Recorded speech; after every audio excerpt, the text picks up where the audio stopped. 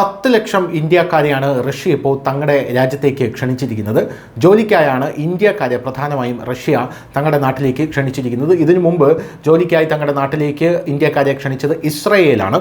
ഇപ്പോൾ റഷ്യ കടുത്ത തൊഴിലാളികളുടെ ക്ഷാമം നേരിടുന്നതിനാൽ 1 ദശലക്ഷം ഇന്ത്യക്കാരെ ജോലിക്കായി വിളിച്ചിട്ടുണ്ട്. റഷ്യയിലെ ലോഹം, യന്ത്ര വ്യവസായം, നിർമ്മാണം തുടങ്ങിയ മേഖലകളിലെ കടുത്ത ക്ഷാമം കാരണം അവർ വലിയ തോതിൽ നിയമനം നടത്തുന്നു.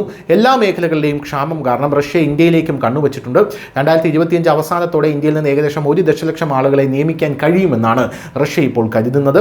റഷ്യയിൽ തൊഴിലാളി ക്ഷാമവും ഇന്ത്യൻ ജനതയുടെ മേൽ കണ്ണുവയ്ക്കുന്നുണ്ട്. റഷ്യയിലെ ചില വൻകിട കമ്പനികൾ ഇന്ത്യയിൽ നിന്നുള്ള ആളുകളെ ലോക ഫാക്ടറികൾ, യന്ത്രനിർമ്മാണ വ്യവസായങ്ങൾ, നിർമ്മാണ പ്രവർത്തനങ്ങൾ എന്നിവയിൽ ചേരാൻ ആഗ്രഹിക്കുന്നതായി മാധ്യമ റിപ്പോർട്ടുകൾ പറയുന്നു. റഷ്യയിൽ വിദേശികൾക്ക് ജോലി നൽകാനുള്ള പദ്ധതിയും ആരംഭിച്ചിട്ടുണ്ട്. ചില ഇന്ത്യക്കാർ ഇതിനകം റഷ്യയിൽ ജോലി ചെയ്യാൻ തുടങ്ങിയിട്ടുണ്ട് എന്ന റിപ്പോർട്ടുകൾ പുറത്തുവരുന്നു. ഇന്ത്യക്കാരുടെ ആദ്യ ബാച്ചിനെ മോസ്കോ, സെന്റ് പീറ്റേഴ്സ് തുടങ്ങിയ നഗരങ്ങളിലേക്ക് അയച്ചിട്ടുണ്ട്. അവരുടെ പരിശീലനവും അവിടെ ആരംഭിച്ചു എന്നാണ് അറിയാൻ സാധിക്കുന്നത്. റിപ്പോർട്ട് അനുസരിച്ച് ഏകദേശം 4000 ഇന്ത്യക്കാർ ഇതിനോടകം തന്നെ ഈ തസ്തികകളിലേക്കെല്ലാം അപേക്ഷിച്ചിട്ടുണ്ട് എന്ന് അറിയാൻ സാധിക്കുന്നു. അവരിൽ ചിലർ കലിനിൻഗ്രാഡ് നഗരത്തിൽ ജോലി ചെയ്യാൻ തുടങ്ങിയിട്ടുണ്ട്. റഷ്യയിലെ പല കമ്പനികളും ഇന്ത്യയിൽ ക്യാമ്പുകൾ സ്ഥാപിച്ച് തൊഴിലാളികളെ റിക്രൂട്ട് ചെയ്യുന്നുണ്ട്. ഇന്ത്യ മാത്രമല്ല, ശ്രീലങ്ക, ഉത്തര കൊറിയ തുടങ്ങിയ രാജ്യങ്ങളിൽ നിന്നുള്ള തൊഴിലാളികളെയും റഷ്യ നിയമിക്കുന്നുണ്ട്.